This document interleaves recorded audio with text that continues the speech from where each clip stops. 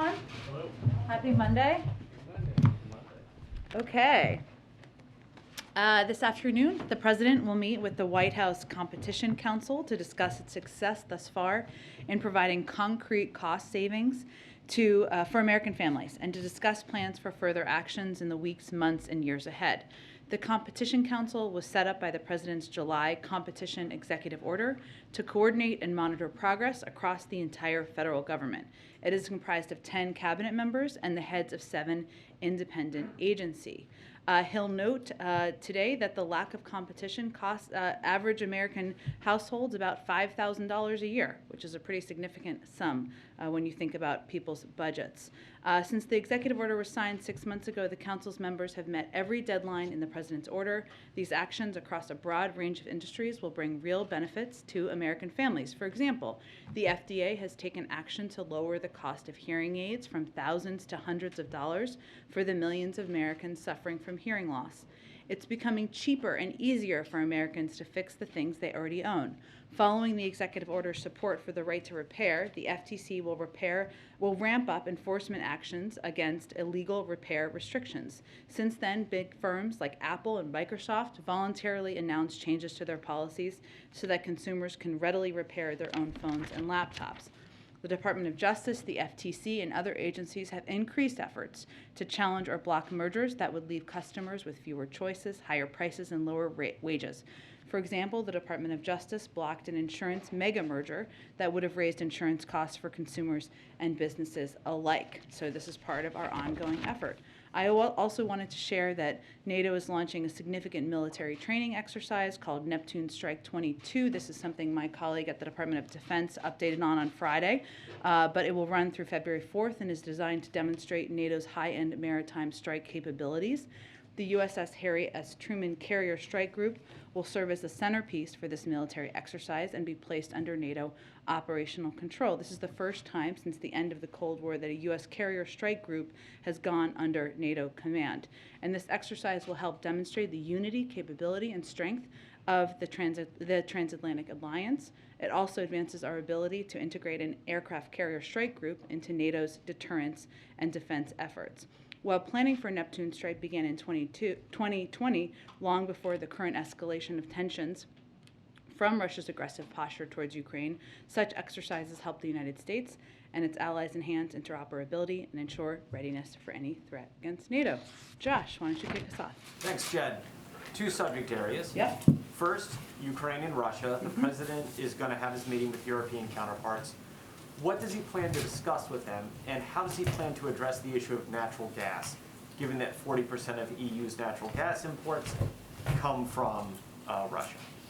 Sure. Well, as we put out just a little bit earlier today in guidance, the President will hold a secure video call with European leaders as part of our close consultation and coordination with our transatlantic allies and partners in response to our shared concerns over Russia's military buildup on Ukraine's borders.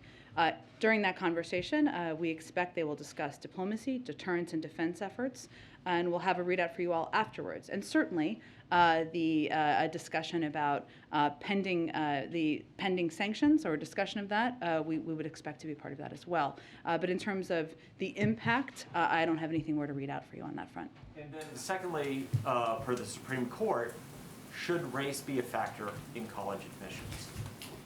Well, this is, I think, in relation, I would expect, to the announcement by the Supreme Court about the decision to take up the affirmative action case this morning. While we're not going to comment on the litigation or for those questions, of course, the Department of Justice, we strongly believe this administration in the benefits of diversity in higher education, and we take very seriously our commitment to advancing equity and equal opportunity for historically underserved populations. That's why on day one, the President signed an executive order launching an ambitious whole-of-government response to center equity throughout the government's work.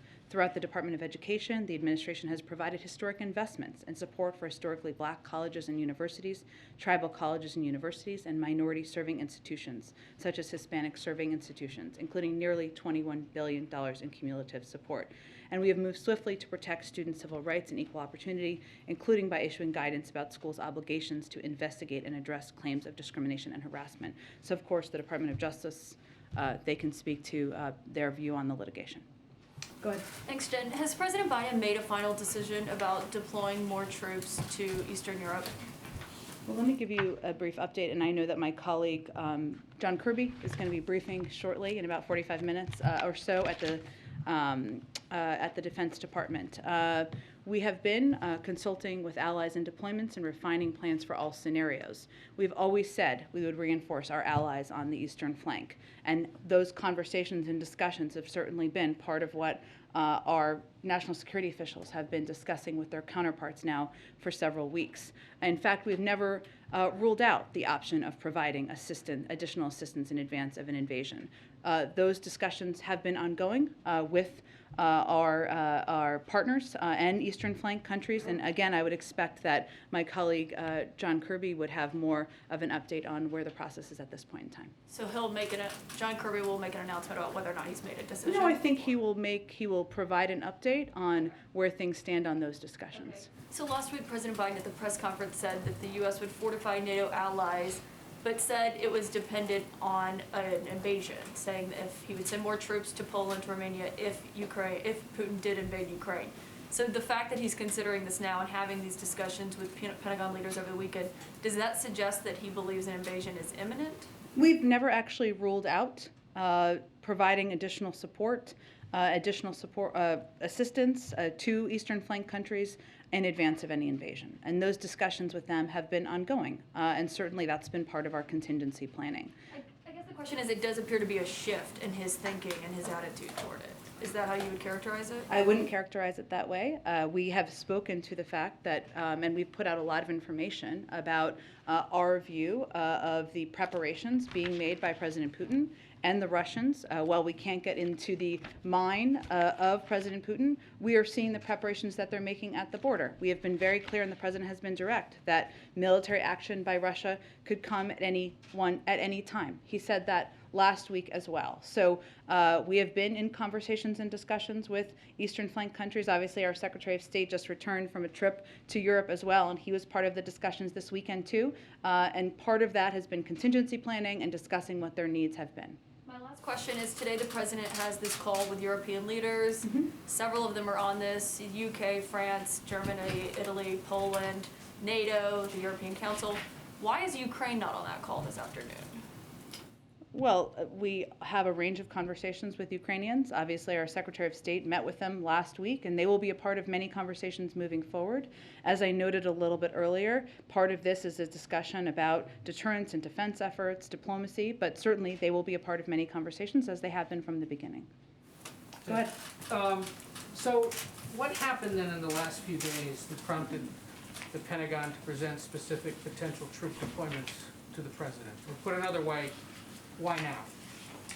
Well, I wouldn't say we're characterizing it exactly that way. The President has said last week, and we also said that as we've been watching the preparations of President Putin and the Russians, that they were prepared at any moment to take military action. We've also been in ongoing discussions from our Secretary of State to members of our national security team with our Eastern flank partners about what their needs are and what security concerns they have. So I wouldn't say it's a response to an abrupt moment. It's a part of an ongoing contingency planning process and discussion. After this weekend, is he more or less concerned about the possibility of a Russian invasion of Ukraine? Well, he said last week that military action by Russia could come at any time. That remains his point of view. And there's been clamoring in this town and over in Ukraine for a U.S. ambassador to Ukraine. Where do things stand on appointing somebody? Certainly understand that. I don't have any update on the status at this point in time. The Ukrainian Foreign Ministry said the decision to draw down the U.S. presence in Kyiv at the embassy was, quote, premature and a manifestation of excess caution. Is this potentially the afterglow of what happened in Afghanistan, concern for that, or is something else more specific prompting people to leave? Well, I would say that our State Department regularly reviews and assesses what steps need to be taken for the security of our personnel. I would note that the travel advisory was already at a level 4 since back in October. We've also been closely consulting and keeping Ukrainians abreast. I would say this is more akin to the steps we took in Ethiopia and Kazakhstan than any other country or conflict. One more in Ukraine, and then one other quick subject. The House Speaker today has requested a bipartisan all-members briefing on the situation in Ukraine of the White House. Is that something you guys plan to fulfill? We have been in close consultation with members and leadership from the beginning. I don't have any update on this specifically, but that's been our objective and how we have proceeded. So I'm sure we are working to meet the requests and needs of members. And based on some news reports, it looks as if at least Jake Sullivan, maybe others, are talking to senior lawmakers about this on a fairly And we regular have been basis. for weeks. Mhm. On another subject, another violent weekend across the country. There was the shooting in New York. There was a shooting here in D.C. of a police officer. There have been reports of a possible executive actions that the president might be able to take in the realm of police reform or police policy. Where do things stand on that? And might Well, that be coming soon? May I address this weekend first, and I will come around to your question, but I think you had a few in there, important ones to address. The events of this weekend are a reminder that law enforcement officers head into harm's way every single day. They and their families make an extraordinary sacrifice for their communities. The president is never going to be satisfied or complacent when officers are being gunned down or when Americans have to worry about whether they can safely ride the subway or bus or even be at work. We've seen a surge in crime. Obviously, this weekend is a glaring example of that, especially gun violence over the last 2 years, and the president has been aggressive in using the tools at our disposal to combat that. That's why he took early action on gun violence last spring, and it's why he rolled out a comprehensive plan to combat crime last summer.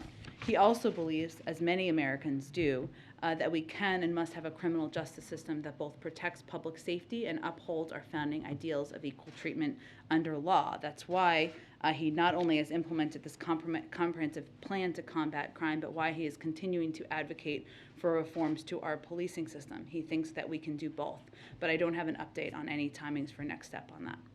Go ahead. Thanks. First, on the markets, does the president think it's a big deal that today the Dow Jones is down at one point more than 1,100 points?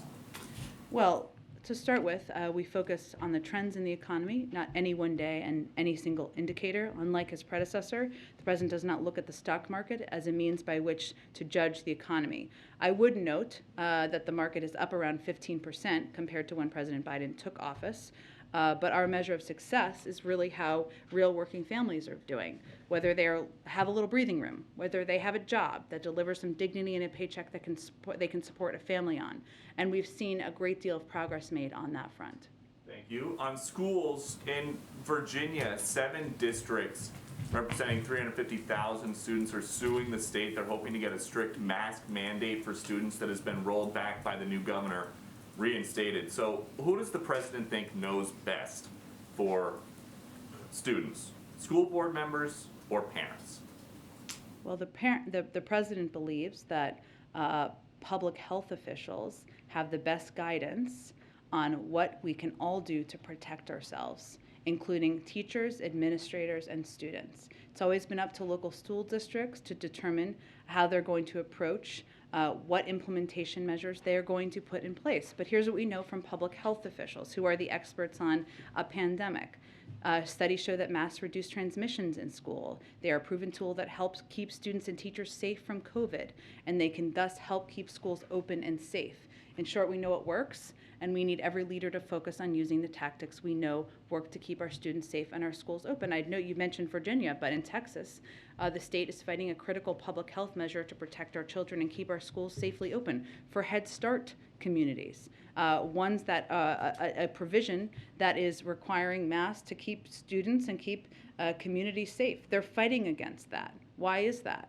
I think that has more to do with politics than it does with public health. But right now in Virginia, the law is, now that there's a new governor, but students should not have to wear masks if their parents say that they don't think they need to wear masks. So if a parent wants to send their kid to school with no mask, should that child be allowed to go to school and be in class?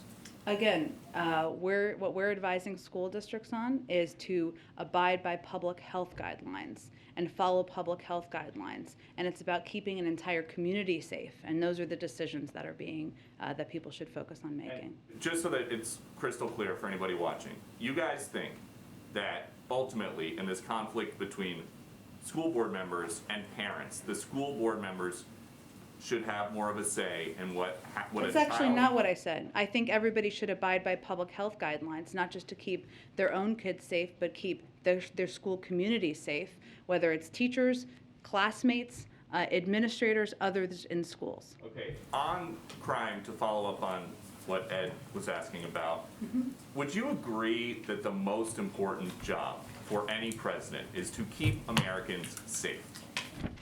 I would agree. So you said that the president's never satisfied if people don't feel safe. Does he know that after a year in office, people do not feel safe in this country? Well, Peter, I think if we look at the facts here, we've seen a surge of crime over the last 2 years. Would you agree with that? So what are you attributing the rise in crime to then? Well, I think we should be responsible in how we're reporting to the public what the roles are, what the reasons for the surge in crime. Gun violence is a huge reason for the surge in crime. Underfunding of some police departments and their need for additional resources, something the president has advocated for consistently through the course of his career. That's something we know we need to take action on. And it is absolutely true that he will not be satisfied or complacent when officers are being gunned down or when Americans have to worry about whether they can safely ride the subway or bus. That should not be a political issue.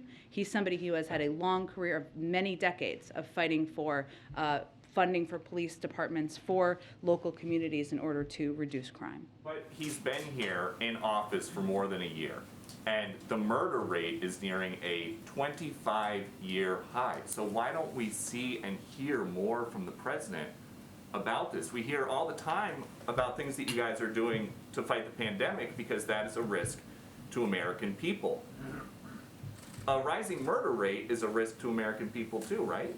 And he has spoken to crime. But I think what people are most focused on, as they should be, are what actions he has taken. He has unveiled a strategy to focus federal law enforcement resources on combating violent crime, offered unprecedented levels of funding through the rescue plan for cities and states to put more cops on the beat, and invest in proven community anti-violence programs, something every Republican voted against. The Department of Justice has announced $139 million in grants to cities for community policing, which will put 1,000 more officers on the streets. He's also proposed doubling those grants, and he's called for an additional $750 million for federal law enforcement. He's announced a zero-tolerance policy for gun dealers who willfully sell illegal guns, and we've launched gun trafficking strike forces in New York and cities across the country. Actions are important here, and he has a long record of them. But does the president think that any of that is working?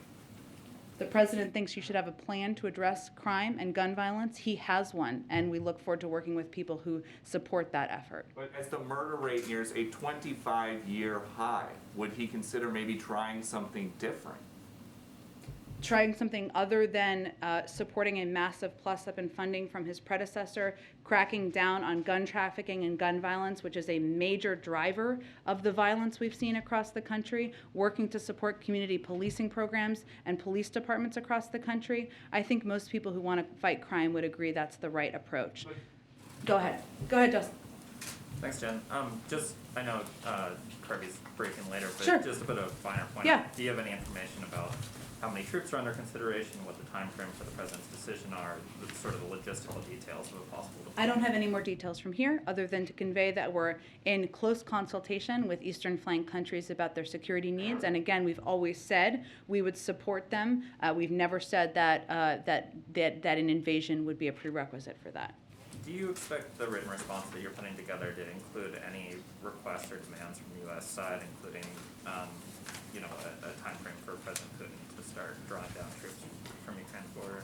I don't have anything to preview in terms of what a written proposal would be. I would just note, because we've talked about this a bit, that written proposals have been the basis of basically every agreement we've ever had with the Russians and many countries around the world. They're a standard part of diplomacy, and they're a format for providing conveying areas where you have concern, and also outlining areas where you can work together. But I don't have anything to preview on what that would look like.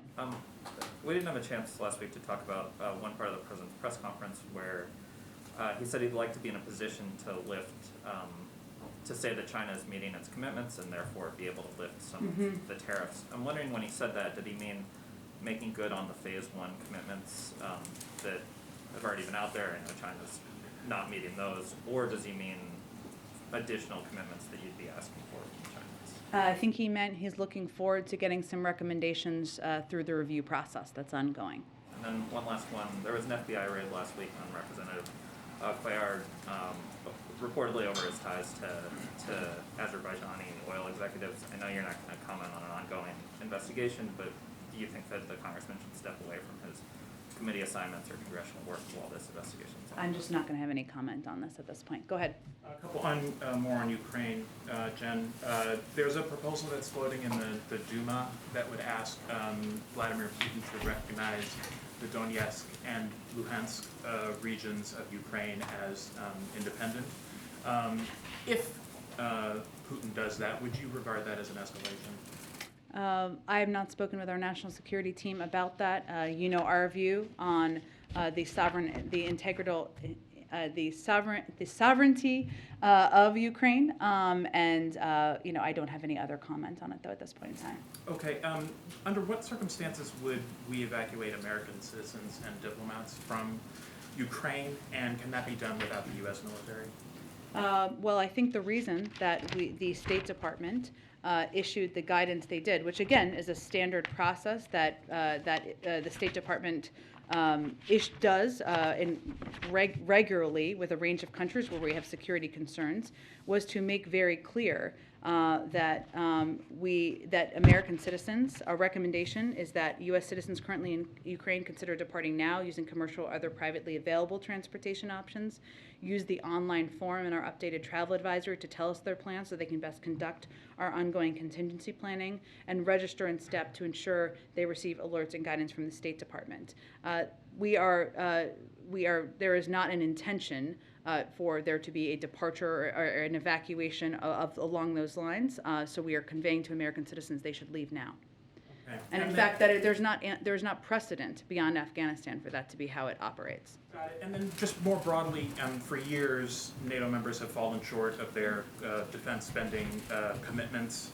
Last year, more than 60% of the alliance's 30 members, including half of the Bucharest 9 that are right near Russia there, failed to meet that, their 2% GDP spending commitment.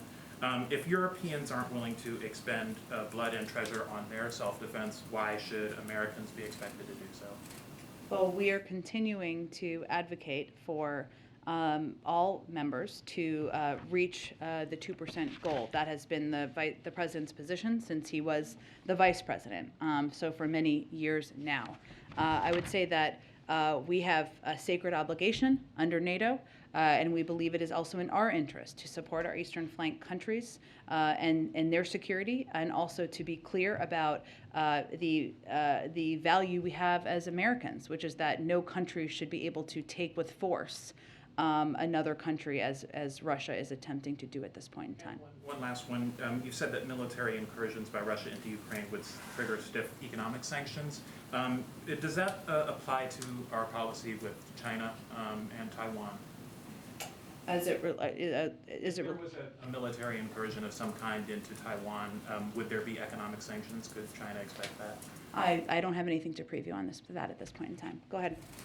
Thanks, Jen. So at the press conference last week, the president spoke a lot about Build Back Better and his thoughts about sort of where the sweet spot might be to save as much of that as he can. I think the next day, Senator Manchin was asked if he'd spoken with the president. He said he hadn't yet. Has there been any direct conversation between the president and Senator Manchin since last week? We're just not going to speak to or confirm any conversations the president has with members of the Senate moving forward. Broadly, give us a sense when those conversations will sort of ramp up in earnest? The president's been in touch with a range of senators. We're just not going to outline those or confirm those specifically. On putting that together and getting it through the Senate with 50 votes, is State of the Union more or less a soft deadline, or is this something that may well extend beyond that? We haven't set a deadline. I think what our objective is and what the president's objective is to move forward on an effort in Congress and the Senate to lower costs for the American people, do that without raising the deficit, pay for it, make sure we're easing the burden that families have across the country. We need 50 votes to do that, but we have not set a deadline.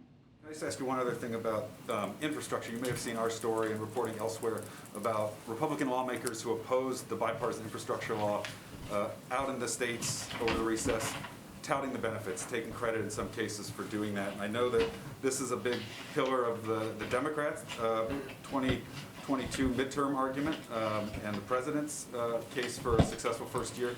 He's touted the bipartisan nature of this. Is he going to take issue with any of the Republicans who are out there? Is he going to call them out for saying that they should get credit for something that they opposed, or is he going to let that slide? Well, I would say we welcome a number of Republicans who voted against the infrastructure bill coming around to recognize the impact on their communities. We've seen this playbook before, so perhaps it shouldn't come as a surprise. And I don't think I can stand up here and rule out what the president is or isn't going to call out moving forward. Go ahead. Hey, Jen. The president spoke last week about Russia's historic concerns about loss of empire and encirclement. Mm-hmm. So my question is, if we're sending some thousands of U.S. troops to the Baltics or the eastern flank, is there a chance that will increase the risk of war rather than reducing it? Well, we've had troops in the eastern flank countries for decades. Right, or it sounds like what's being discussed is sending more right now at a time of real tension. And we have a sacred obligation to support the security of our eastern flank countries. I think it's important to remember who the aggressor is here. It is not the United States. It is not these eastern flank countries. It is Russia, who has tens of thousands of troops on the border of Ukraine. They have the power to de-escalate. We would certainly welcome that. And I know both you and the president spoke about little green men, infiltrators into the country. Now that the British have put out intelligence of a possible coup planned by Moscow in Ukraine, how would the U.S. respond if that happened? Would that trigger these same sanctions that we're talking about here? Well, I'm not going to get into intelligence matters, of course. We've been warning about Russian tactics like this for weeks. Reports of this kind of plotting are deeply concerning. If acted upon, would constitute a severe escalation, and certainly there would be consequences. And then just one more on the SCED. I know we've all been anticipating the president's going to hit the road. Is the reason there's nothing on the public schedule these tensions involving Ukraine, or another reason? I expect we will have some travel very, very soon. We're just looking to finalize the details. Go ahead, Kimberly. Thanks. Couple of questions. First, a quick housekeeping question. Sure. Can you confirm the Qatari Emir will be coming to the White House at the end of the month? And if the discussions will center around energy supply to Europe? I know there's been discussion of that. I don't have final confirmation of it. I will work to see if we can get that to you after the briefing. Okay, perfect. And then, as the administration weighs reinstating the terrorist designation on the Houthis, is the president concerned this could block humanitarian aid? And why would the president consider this if millions are at risk of losing assistance given his policy of upholding human rights? Well, let me first say that we call on all parties to the conflict to de-escalate, abide by their obligations under international humanitarian law to ensure the protection of all civilians, and participate fully in an inclusive UN-led peace process. All parties must commit to a peaceful diplomatic solution to ending the conflict and advance a durable resolution that improves the lives of Yemenis and allows them to collectively determine their own future. There have been dangerous escalations in days, which is of course why you were asking. These escalations only exacerbate a dire humanitarian crisis and the suffering of the Yemeni people. We are deeply concerned by these reports, and we are continuing to engage at a diplomatic level. And our special envoy, Lender King, reaffirmed our unwavering commitment. He has been recently on the ground pressing parties for de-escalation and protection for civilian lives.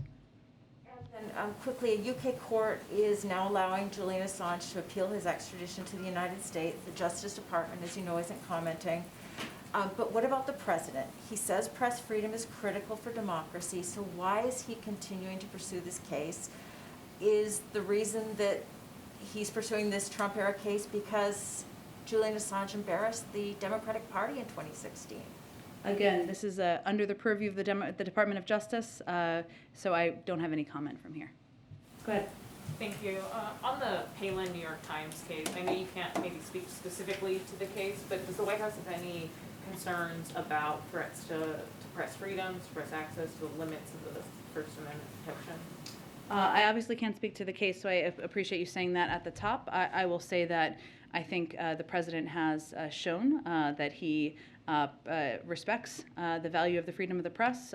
He obviously took a step earlier this year to ensure there couldn't be a replication of actions that had been taken over prior administrations as it related to journalists. So I think that speaks to his commitment, but I don't have any more comment on the case. And then following off of Ed, I know you guys have forecasted potentially policing reform, executive action. Some civil rights advocates also want to see additional voting rights executive actions. Is there anything, any details or any timeline for what you think the president, the White House may do there, considering that it's stalled in Congress? Well, the president is going to keep fighting till his last breath, as you've heard him say, on voting rights, because he thinks it's so vitally important. We did do an executive order early on in the administration, which was quite extensive and comprehensive, that is still being implemented. In terms of additional executive orders that would be possible, that we have the authority to do, I don't have anything to predict along those lines, but we are going to continue to fight to get federal legislation passed. We are going to continue to work with states to ensure that there is proper protections and there is, of course, more work ahead. Go ahead. Yes, there are currently at least 150 American military advisors in Ukraine, including members of the Florida National Guard. Are those soldiers going to remain in Ukraine? Are there contingency plans if hostilities break out to remove them? What's their disposition? I would point you to the Department of Defense to ask them that question. My colleague mentioned Afghanistan, and one of the things that you hear among Russian propaganda in Ukraine is that the United States is an unreliable ally, that it's using Ukraine as a pawn, and they point to the U.S. withdrawal from Afghanistan as evidence that the United States cannot be counted on. How does the United States respond to that, and has the Afghanistan withdrawal complicated diplomacy in this regard? It is not in our experience. The president ended a 20-year war in Afghanistan, something he had talked about consistently doing for some time as he was running for president and even before then. I think our commitment to our NATO partners is clear. Our commitment to Ukrainians is clear. We've sent more security assistance over the last year than in any year in recent history. We've been in constant contact, as is evidenced by the president's call this afternoon, with our European partners as we work to ensure we're in lockstep as we approach the next stage and anticipate what President Putin may or may not do. So what I would say to that is that sounds like the old Russian propaganda playbook, something we've talked about in the past, and I'd encourage anyone to be mindful of that. And then finally, there's negotiations going on in Congress for Russian sanctions if they do take military action against Ukraine. Does the United States support Congress acting, and are they involved in these negotiations? We are regularly updating and briefing leaders in Congress and about what steps are under consideration, what the status is of things we're seeing on the ground. Obviously, we've talked about a lot of this publicly as well. And we've also been clear that we have a severe sanctions package of economic options that is under consideration should they decide to invade. We also recently sanctioned a couple of individuals for their engagement as well. But I don't have anything in terms of these specific steps under consideration. We have our own severe steps that we are considering here, and we're keeping Congress abreast of that. Does it help to have Congress involved? Well, we're working in lockstep with them. We are briefing them. We are conveying to them what we're thinking about and considering, and of course, getting feedback from them as well. Go ahead. I recognize that the White House has said that they have, very severe sanctions that are prepared if Russia invades. Is there any thought to enacting sanctions before Russia invades as a form of deterrence, or is that under consideration? Well, we did announce a couple of sets of sanctions from the Treasury Department last week in response to the involvement of a few individuals. We've also plussed up our security assistance packages that we've been delivering to the Ukrainians, including recent deliveries over the last couple of days. And obviously, as we were talking about earlier in this briefing, there's been discussions about how we can support the security of Eastern flank countries. But also, we are mindful of what we think is the most effective deterrent, and the severe economic sanctions package, something that would be go far beyond beyond what was done and what was on the table in 2014, including the consideration of imposing unprecedented export control measures that would hit hard at President Putin's ambitions, are part of the discussion, and our assessment is that is most effective as a deterrent tool and not as one we would do in advance. Okay, so you're saying the threat of the sanctions is the most effective deterrent? Correct. Tool. I have a question, just to follow up. I know that, you know, you were asked about Americans who are now in Ukraine. And I know you said that there is no precedent, you know, outside of Afghanistan for evacuations in case if there was like some type of military incursion by the Russians. So I just want to be clear, if Americans are still in Ukraine and things start happening with Russia, are they pretty much on their own? Well, we are conveying very clearly now that now is the time to leave, and that there are means to do that. Of course, there's commercial airlines. You can depart over land. There's obviously the embassy there to provide assistance. And this is very similar to what we did in Ethiopia, Kazakhstan, and many other countries over the course of the last several decades. But there is not an intention or a plan for any military evacuation. And just quickly, in the past, another call with Putin was still on the table. I believe that the president was supposed to talk with his advisors about that this weekend. Like, have any decisions been made about that? Will there be another call or another talk with Putin? The president remains open to leader diplomacy, of course. He knows how effective that can be, but I don't have anything to predict or preview at this point in time in terms of a call between them. Hold on, let me just get to the last two and then I'll come back around. Go ahead. The president said last week that he has basically on a daily basis to work to keep unity in NATO. How unified are NATO partners if it comes to hard and meaningful sanctions against Russia? And what is the president's assessment or the White House's assessment of the new German chancellor in that case?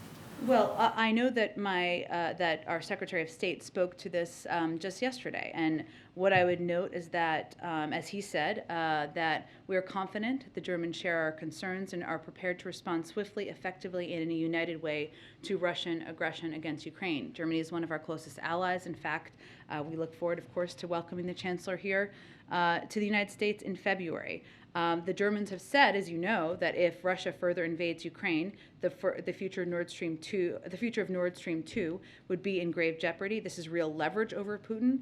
If Putin wants to see gas flow through the pipeline, he cannot invade Ukraine. The pipeline is, of course, not operational, but that is often the context of how this question is asked. I think what the president was conveying is that it doesn't happen on its own. It requires work. It requires conversations. It requires face-to-face diplomacy. I think there's been over 100 engagements that senior members of his national security team and the president have taken a part in order to ensure that we are united and strong as we confront the threats posed by President Putin. Did Germany need more work than other NATO partners? I would say Germany remains one of our key partners and allies, and again, we are working in lockstep with them. Go ahead. Yes, hi, Jen. Senator Susan Collins is leading a working group looking at reforming the Electoral Count Act so that during the counting of the Electoral College, a vice president could not reject one slate of electors and, say, recognize a rival slate supporting a rival candidate. I'm just wondering whether the White House has talked to either Senator Collins or any other senators about this, and given, shall we say, recent history, whether the president supports reforming the Electoral Count Act. Well, we've never said we were opposed to it. We are in touch with a range of senators. I'm not going to detail who, but across the board through senior members of the legislative team, senior advisors to the president, about a range of steps that can be taken. What's important to note, and I've said in the past, but I'll just reiterate it, that it does not take the place of, is not a replacement for the John Lewis Voting Rights Act or any of the voting rights federal legislation we were working to get across the finish line, because they do entirely different things, including creating a baseline for what the American people should expect and frankly demand in terms of what kind of access they should have to participate in the voting process. And of course, the requirement that any states that has a history of voter suppression would have to get approval from the Department of Justice in order to change voting laws. The Electoral Count Act doesn't do that, but we are open to the conversations. We've been participating in the conversations, but it's not a replacement for. On a different subject, so much of the public discourse about so-called Havana syndrome has come from anonymous leaks. And I'm just wondering, how soon will the National Security Council release their expert report on Havana syndrome and these anomalous health incidents? And will this report be made, public in a fulsome way? Sure. Well, I know there's been a recent CIA report that talks about the findings of their interim analysis. Which does not rule out that a foreign actor may be involved in a subset of reported cases, and affirms that the intelligence community will be drilling down in its analysis on a subset of cases. The toughest unresolved ones, of course, to try to determine whether a foreign actor may be involved. There are a range of investigations and efforts underway across the U.S. government, and we continue to take every report of a suspected incident safely. What's most important is the President has asked his national security team to ensure we are leaving no stone unturned and ensuring that people who have been impacted receive the proper health care they need. I can't make a prediction of what a final release of a report would look like. I would really point you to the intelligence community on that. Just one last one. Just yesterday in D.C., not far from here actually, there was an anti-mask, anti-lockdown rally where, some of the rhetoric around that was talking about Nuremberg-style trials to hold Anthony Fauci to account, to go after the media for spreading lies, things like this. I'm just wondering how the administration is going to respond to what appears to be a growing intensity and potential for violence in the anti-vax movement.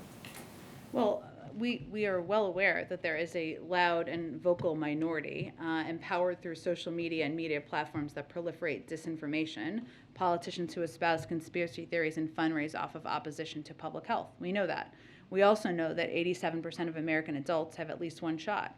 That's the vast, vast majority. And over 210 million Americans are fully vaccinated. So our view is that it's wrong, it's dangerous, and it stands in the way of a coordinated effort to save more American lives.